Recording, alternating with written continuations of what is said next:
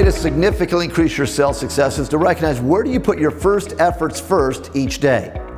There's a concept I refer to as 100% of 100%. Think of it this way. Visualize an Excel spreadsheet in your head.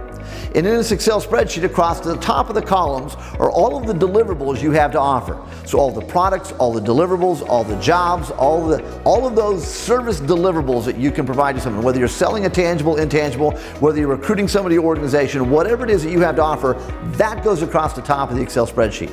Now down the vertical left-hand side of that Excel spreadsheet, let me give you some categories. First, it starts with all of your active customers on the top of that vertical column. So if you're new to sales and don't have any active customers, let's go to the next section.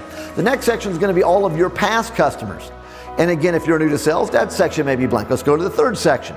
The third section would be anyone that you know that knows you, believes in you, and trusts you, because that's the number one thing you have to sell in sales first is yourself. So think of that third category as all the people that know you, that know what it is that you do. So under the theory of 100% of 100%, here's what we assert.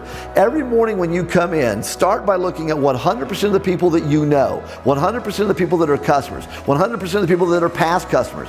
And until you know you've talked to them somehow, some way about 100% of all of the deliverables you have on an Excel spreadsheet, it does you no good to go talk to anyone else on the planet. It does you no good to do prospecting, and it does you no good to talk to strangers and cold calls and people that don't know who you are.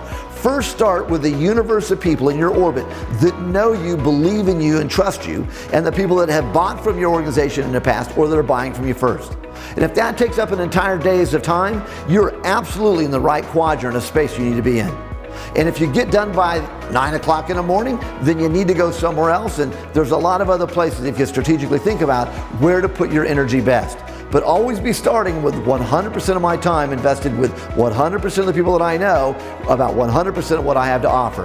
That will generate more sales right now, today, for you.